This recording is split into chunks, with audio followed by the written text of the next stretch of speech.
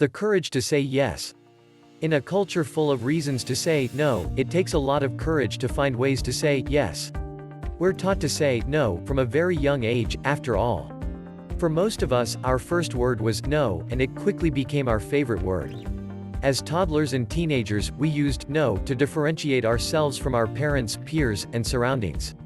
It's how we began to control what was happening around us, or at least, how we tried to control that. It helped us over those early developmental hurdles, and gave us our earliest sense of our personal boundaries, and that's a lot of significance bound up in such a tiny word.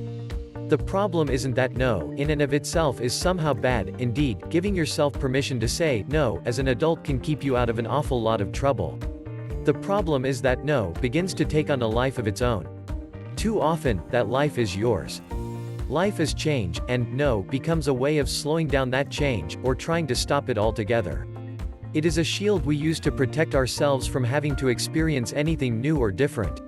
Rather than riding the wave of change into a life full of exhilarating possibilities, we use no as a tether to keep us safely confined to the kiddie pool.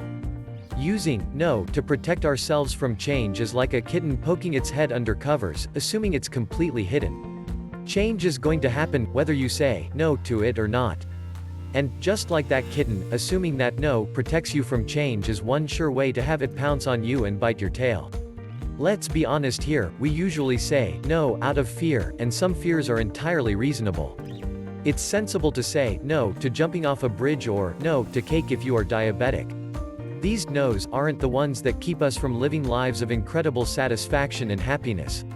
It's those silly, neurotic fears like fearing rejection, or of looking stupid, or being wrong. It's the fear of commitment, the fear of speaking out, and the fear of facing our truest, deepest desires. The list is nauseatingly long, and we've all bought into some of these at least once. These fears have shaped our lives, often to our detriment and sometimes to the detriment of those around us. So the next time you're faced with something new and exciting and all those little neurotic fears start rioting inside you, what does it take to fight down a no and say yes instead? In a word, courage. Like the cowardly lion, an archetype for the fear-ridden, we need to find our courage. Unlike him, we know that we have to face our fears, and find our courage within. Inside each of us beats a brave, fiercely courageous heart, willing to take on a challenge if it means that life afterward will be more authentic, happier, and freer. What better challenges to tackle than the fears that keep us chained to our tiny, boring, closeted little lives? Do yourself a favor, right now, identify and tackle at least one of those inner fears. Find a reason to say yes today, and every day. You've only your inner coward to lose.